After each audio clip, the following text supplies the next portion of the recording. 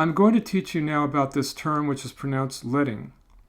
It's called leading because in the old days they inserted strips of lead between the lines of text to space the lines out.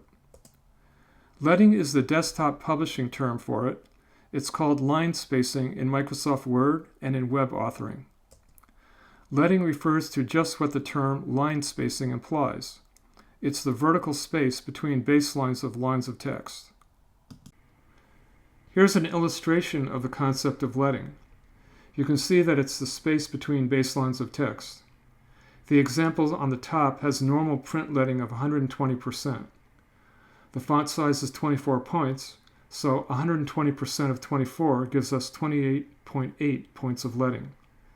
The example on the bottom uses a much greater leading of 200%. Because the font size is, again, 24 points, 200% gives us 48 points. You can see that the lines seem disconnected.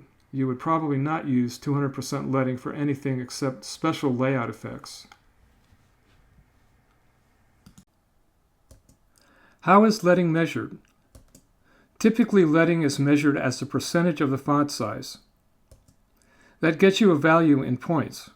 For example, 120% leading for 10-point text is 12-point leading. The do's and don'ts for leading are the following. 120% for print offers a balance between readability and compact layout. The common lingo for this would be leading on font size. For example, 12 on 10 would be 12 points of leading on a 10-point font. 140 to 160% leading improves legibility for web products. 16 points is the recommended base font size for web pages, so the leading would be 24 on 16.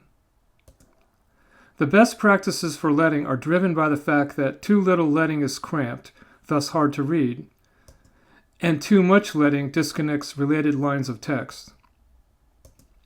Here is the control in Adobe products that allows you to set leading. It's in the character panel. Here's another skills application challenge. Open the graphics program you most commonly use and find where in that program you set text leading. Play around with it for a while until you're comfortable using it. Then go to the next slide.